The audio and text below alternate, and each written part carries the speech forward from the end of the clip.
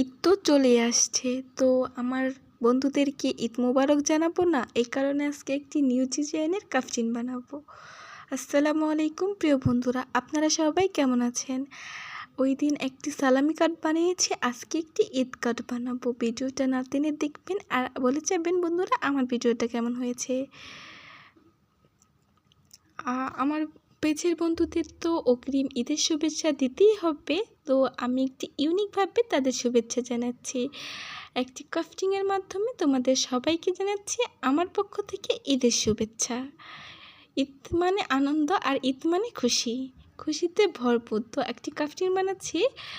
প্রথমে আমি আমার মতো একটি চাদরকে নিলাম, এরপর এটার পাশে লিখলাম ঈদ মোবারক।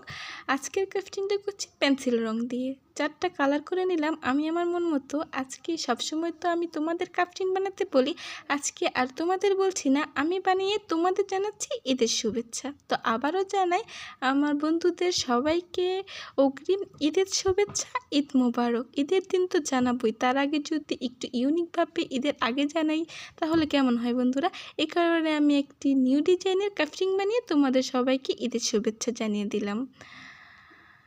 আমার ক্রাফটিংটি বানানোটা কেমন হয়েছে অবশ্যই কিন্তু ভিডিও লাস্টে কমেন্টে বলে যাবে, ছোট্ট করে মিষ্টি করে একটি কমেন্ট করে যাবে। তো এদিকে আবার লিখে নিচ্ছি ঈদের শুভেচ্ছা।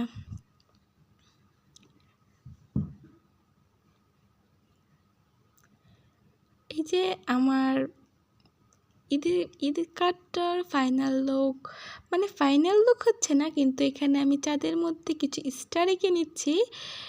এরপর এটা দেখতে সুন্দর দেখা যাবে, এই কারণে আমি স্টার কিছু এঁকে নিলাম।